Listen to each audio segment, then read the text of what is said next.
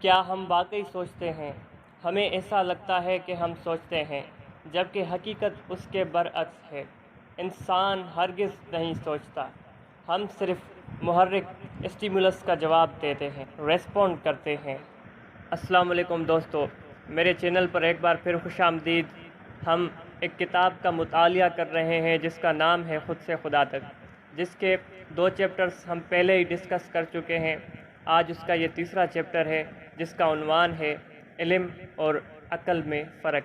اگر آپ نے پہلے وہ چیپٹر نہیں دیکھے تو آپ پہلے ان کو دیکھ لیں اور اس کے بعد یہ تیسرا چیپٹر دیکھیں، تاکہ آپ کے کانسیپٹس مزید کلیئر ہوں اور آپ کو ہر سوال کا جواب مل سکے جس کو آپ تلاش کرنے کے لیے اس ویڈیو پر پہنچے ہیں۔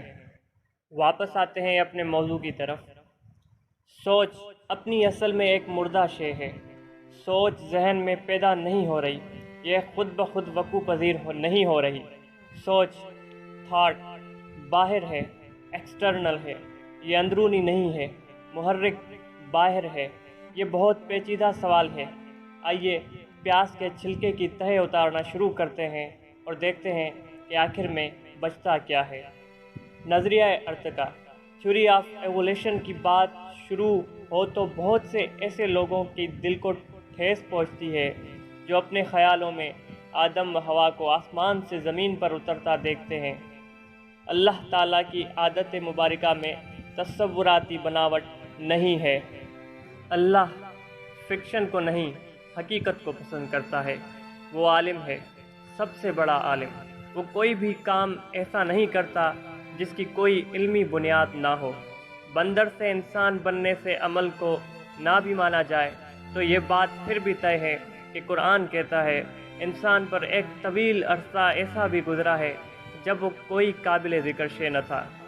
اگر وہ ہمارے جیسا ہی کوئی انسان بھی تھا تو لازمی امر ہے کہ جانوروں کے قریب تر زندگی گزارتا تھا۔ ہماری خصلتیں بھی اس امر کی شہادت دیتی ہیں کہ ہر انسان میں کسی نہ کسی جانور کی صفت ہوا کرتی ہے۔ جیسے کوئی بھیڑیا صفت تو کوئی شیر کی طرح بہادر، کوئی لومڑی کی طرح چالاک اور سانپ کی طرح خطرناک ہوا کرتا ہے۔ اس اولین دور کے انسان میں عقل و فہم نام کی کوئی شے نہ تھی۔ ارشاد باری تعالیٰ ہے، ہم نے تمام جانوروں کو بخل پر حاضر کیا۔ سورۃ النساء آیت نمبر 128۔ یہ کون سا بخل ہے جو انسان سمیت ہر زندہ شے میں حاضر ہے؟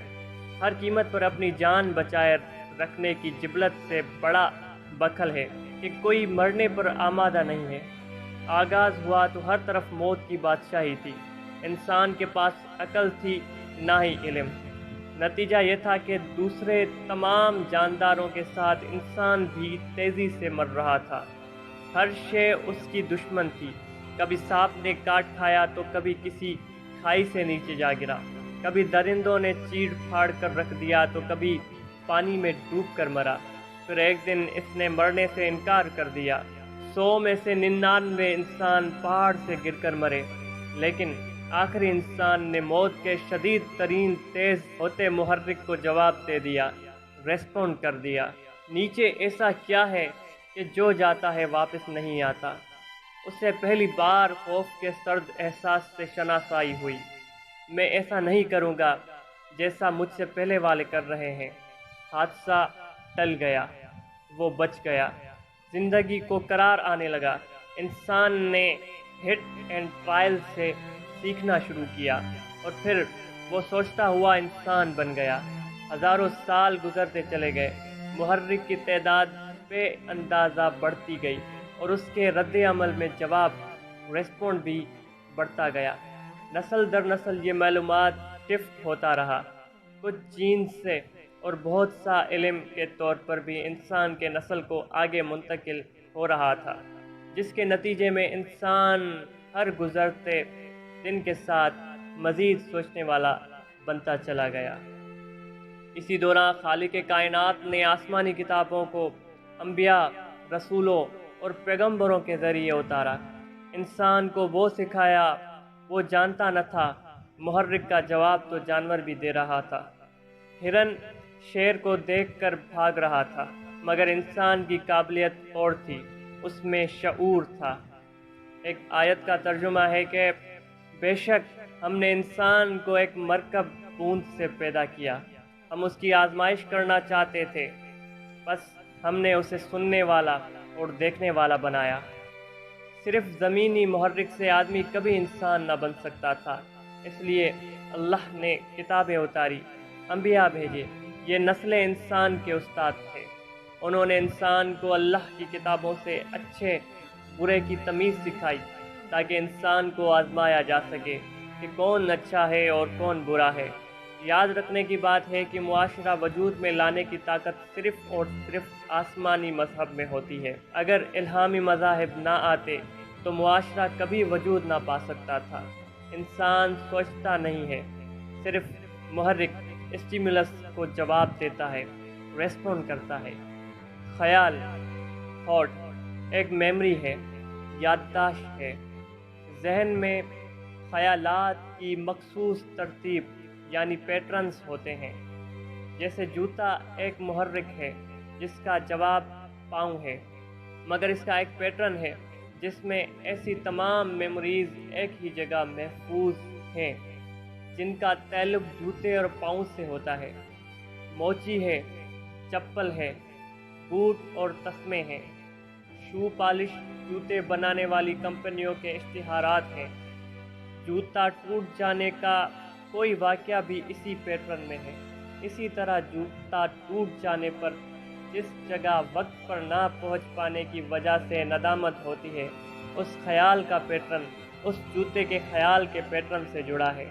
یہ پیچ در پیچ خیالات کا ایک لامتناہی سلسلہ شروع ہوتا ہے جو یادداشت کی صورت میں ہمارے ذہن میں محفوظ ہوتا ہے۔ ایک عام سے جوتے کا محرک آپ کو خیالوں کے سمندر میں غرق رکھنے کو کافی ہے، اور ہمارے ارد گرد اربوں خربوں محرکات موجود ہیں جو ہمیں ہر وقت مصروف خیال رکھتے ہیں۔ میں جانتا ہوں کہ کچھ باتیں آپ کو سمجھ آ رہی ہوں گی اور کچھ باتیں آپ کے سر کے اوپر سے جا رہی ہوں گی، لیکن اگر آپ ابھی تک اس ویڈیو کے ساتھ بنے ہوئے ہیں تو یقیناً آپ ایک علم کے متلاشی ہیں۔ آپ کو علم کی پیاس ہے جو فقط علم حاصل کرنے سے اور چیزوں کی جانکاری حاصل کرنے سے ہی بجھ پائے گی۔ اگر آپ اسی طرح ہمارے ساتھ جڑے رہے تو آگے چل کے ان سوالوں کے جوابات آپ کو ملتے جائیں گے اور آپ کے کانسیپٹ مزید اچھے مثالوں کے ساتھ کلیئر ہوتے چلے جائیں گے۔ اپنے موضوع کی طرف واپس آتے ہیں۔ خیال اور شے ہے، سوچ اور شے ہے۔ خیال برق کی طرح ہے، چھوٹا ہے، لپک کر آتا ہے۔ یہ محرک کا جواب ہے، اسے خیال، تھاٹ کہتے ہیں۔ خیال کبھی بھی قائم نہیں رہ سکتا یہاں تک کہ آپ اسے قبول نہ کر لیں۔ آپ کے قبول کرتے ہی، اٹینڈ کرتے ہی خیال سوچ میں تبدیل ہو جاتا ہے۔ اسے سوچنا، تھنکنگ کہتے ہیں۔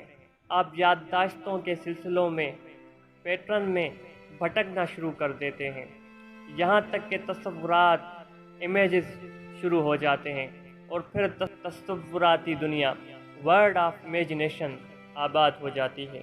انسان اپنے خیالوں سے سوچتا ہوا تصورات کے جہان آباد کرتا ہے، لوگوں سے بدلے لیتا ہے، گزر چکے واقعات کو دہراتا ہے، ریوائنڈ کرتا ہے، خیالی کامیابوں کے جھنڈے گاڑتا ہے، محبوبہ سے ملاقاتیں کرتا ہے، اپنی سوچوں میں امارات کی بلندیوں کو جاتا انسان۔